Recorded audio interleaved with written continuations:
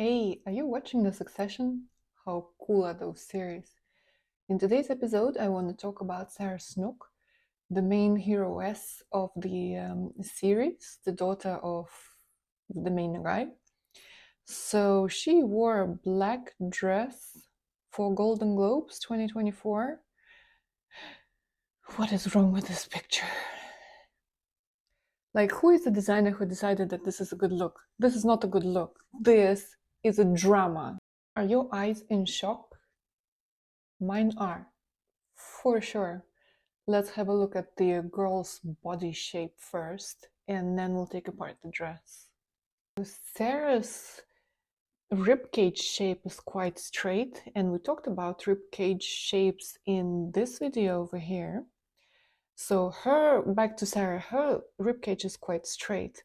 And on top of that, the widest part of the hips starts out relatively low, and what we in industry call high hips, it's the top bone of your hip, is quite narrow. So when you get to the waist, the hip doesn't start rounding out, it slopes down and only then rounds up.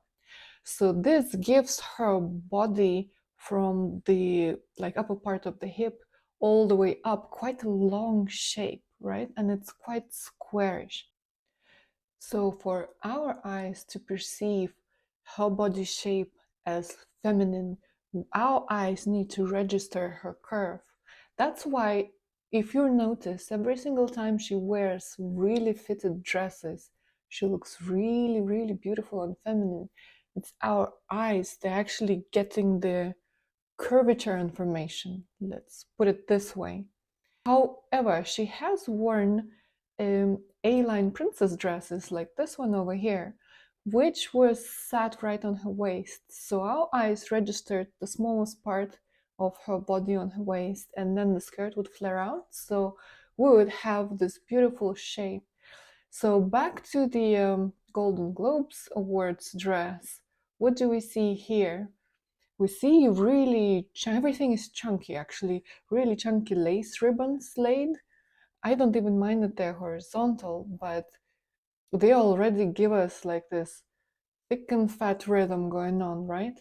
And then the skirt itself is set right below the high hips, like this high point of the hip bone, just where the widest part of the hip is supposed to start, but it's covered, right? So what we see is this rectangular shape of her body, and our eyes perceive like this rectangle is moving at us with like a little skirt attached to it.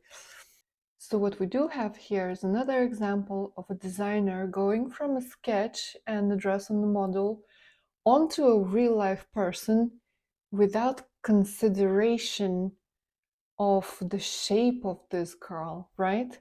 So what could have been done to actually respect Sarah's shape? Most obvious one is obviously lift the skirt up into her waist and have a look at it. All of a sudden, how tiny and delicate she looks.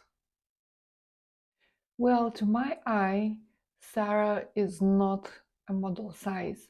So this dress would have been made for her specifically. And if they were making it for her specifically, then they could have rejiggled the whole lace orientation and combination and lifted the last layer of the lace higher, and with that lifting the skirt a little bit higher too, and not leaving this polka dot middle belly band so wide and open and empty.